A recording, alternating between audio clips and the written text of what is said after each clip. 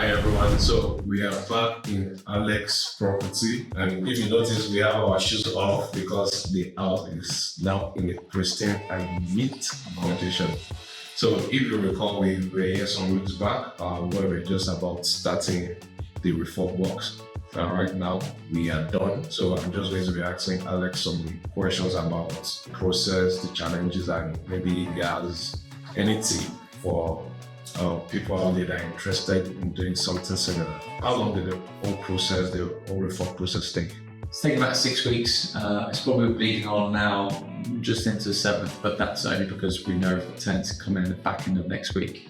So it's just kind of last few final touches. I haven't been too fussed about how to get it done right now, but the bulk of it is done. It's just last few final touches. It just needs like a last clean, a few things like shelving.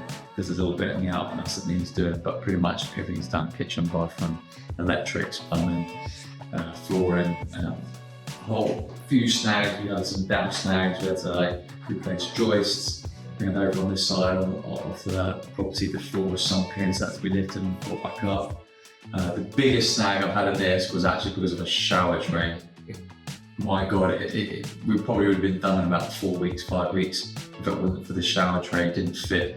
Joists, the way they ran, wouldn't fit in. So instead of cutting into joists, which you can't do, we then had to order another one, took a week to that, to order that in, had to cut it.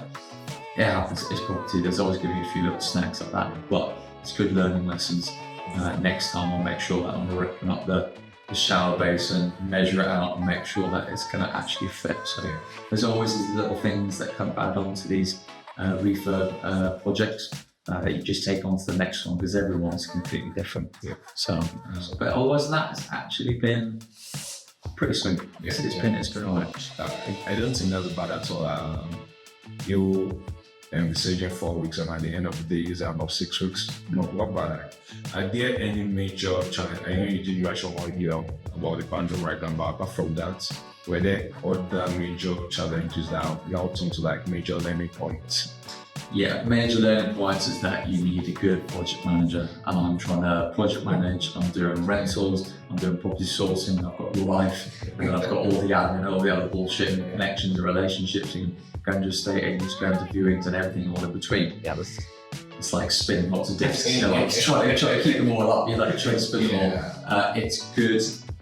It is good to do it yourself, but I think it becomes a point now I'm really picking up the pace. I can't afford to keep doing lots of refurbs, so I'm going to be appointing someone to help me with my project management to help me with it, because it's much better that someone can come in, do the job, stay on top of them, because that's my biggest thing with it when it comes to this project management, is actually staying on top of the builders.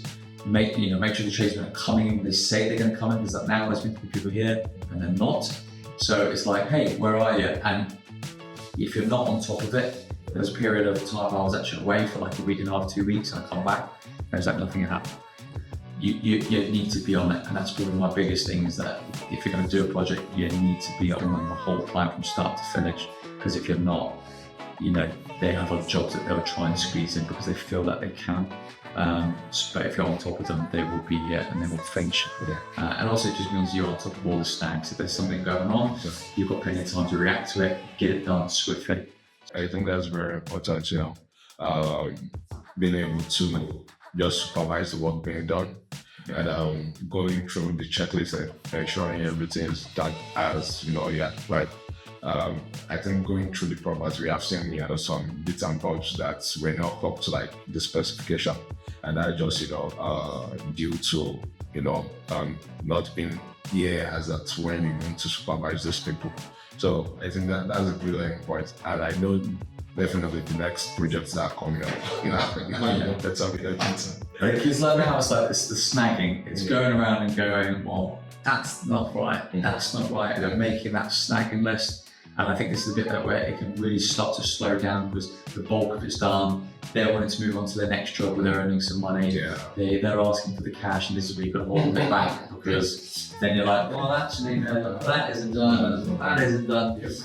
And they need to come back and finish it. But I think that's where a good project management comes in place, because then you have a list and go, here's the list, here's the little video, whack it down, they can come in, they know what they need to do, they can just come in, short amount of time so they don't feel like they're wasting a lot of it, get the jobs done and then get this thing finished, because this is where it can really kind of drag. It's that last little stretch, but I'm on top of them, so they're going to be getting done by the end of this weekend.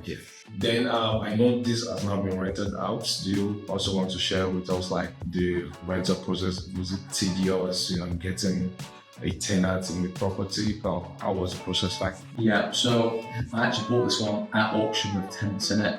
Caused me a huge amount of drama because I allowed them to stay a couple of months.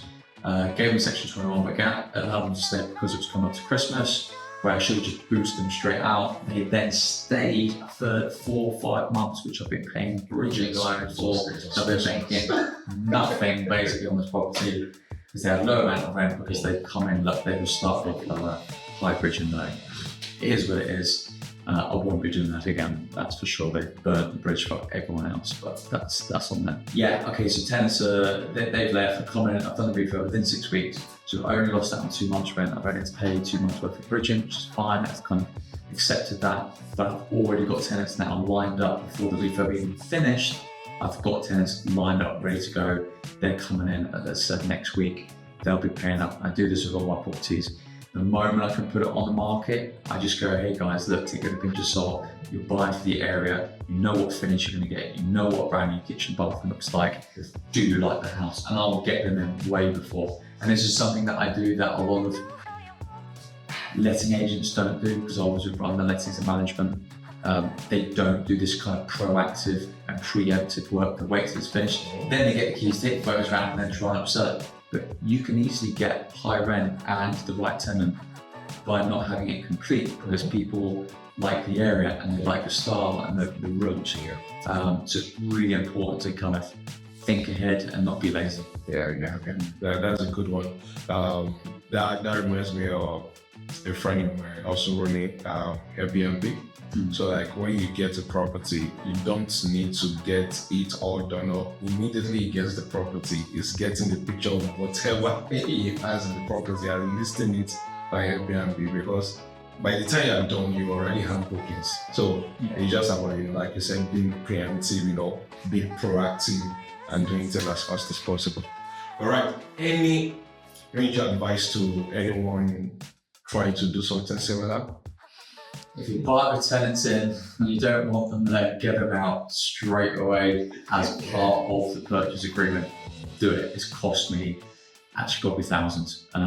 So if you do have some tenants and you are wanting them to leave because you want to do the refurb or whatever, you just need to get them out. And probably second one, I'm just going to drop that in there as well.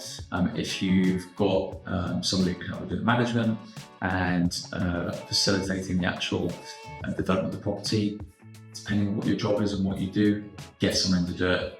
Like me, if someone gets me as a property source, as a professional to go find property, get someone who's good at doing the refurbs to come in and do the work for you. It will save you so much time and so much headache, allowing you to do other things, and just let them do what they're good at doing. So yeah, okay. Your strengths, have your power team, the places where you need help, get people that are strong at it. It's really important to get a good power team. I've got full legals, as I said, I've got full build team as well. And also I've got full support mentorships, different groups, different sources that I'm in contact with. I've got something in, every pot. And it's really important because collecting that all together just empowers you to do, extra figure. And like today, got the deal done, so. Great, awesome.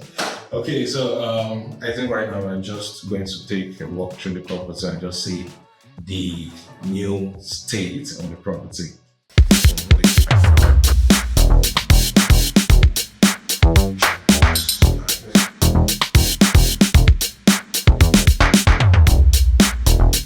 The property looks really neat. You guys need to smell the property. It's beautiful when you come into a house. It doesn't smell like mold, damp, smoke, cat piss. I know, right? Coming here is like fresh carpet and paint. That's great. I get high on this stuff. It's great. The bathroom, my favorite is in the house. I spent that money on that. It's cost me a little bit more as well. Yeah.